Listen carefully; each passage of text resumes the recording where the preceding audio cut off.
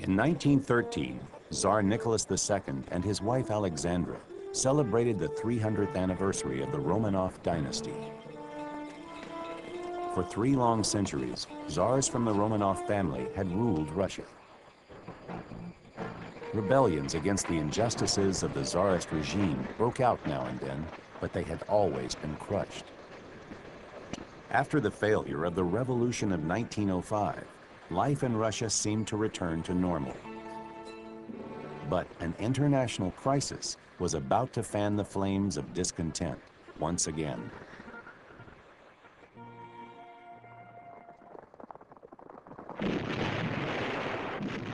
When World War I erupted, Tsar Nicholas sent his armies into battle against Germany.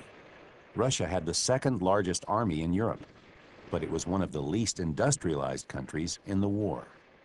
Its military relied on sheer numbers against its more advanced German enemy.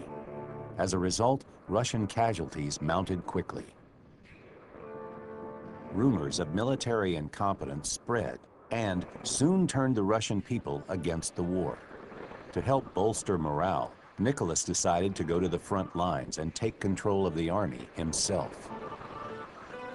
While he was away, Tsarina Alexandra was left in charge of the country. But many didn't trust Alexandra because she had been a German princess before marrying Nicholas. This led to a string of resignations among the Tsar's ministers.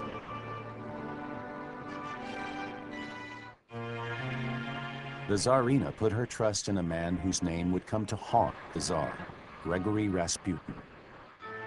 Rasputin was a semi-literate peasant and a self-professed holy man. He was well known for his religious fervor and earthly indulgences.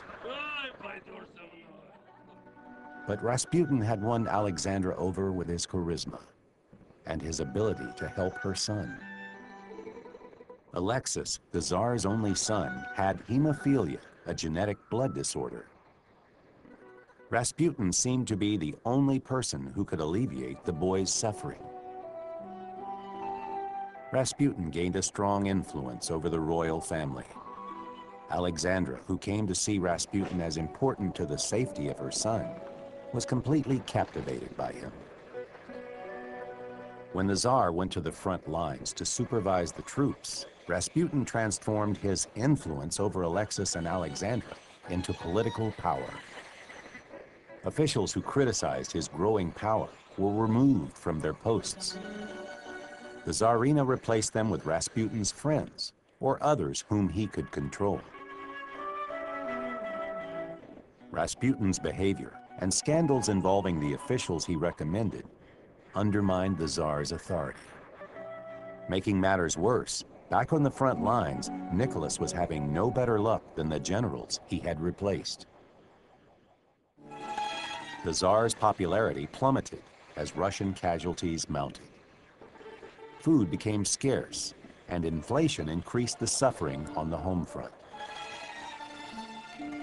Seeing that the empire was in trouble again, a group of wealthy Russian nobles in St. Petersburg, including the Tsar's cousin, decided that the Tsar's authority must be returned. Getting rid of Rasputin was the first step. In December 1916, they plotted to assassinate Rasputin and end the shame he was heaping on the monarchy. When a generous portion of poison failed to kill him, Rasputin was shot, and his body was thrown into the frozen Neva River. But it was too late. Rasputin's incompetent political appointees had helped convince the Russian people that the Tsar's government was hopeless.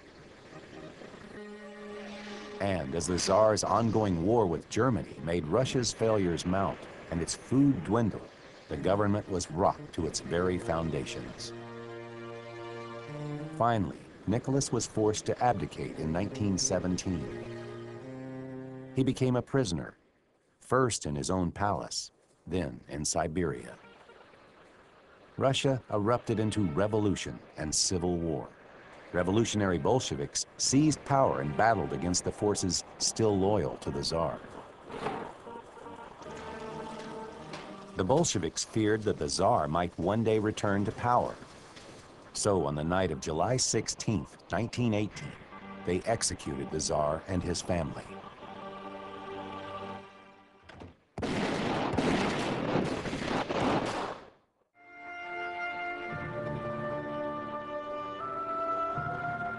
By late 1920, the fighting was over. Vladimir Lenin and his Bolsheviks, now known as communists, were busy turning the Russian Empire into the Soviet Union. And the Romanov dynasty, that had ruled Russia for more than 300 years, was gone.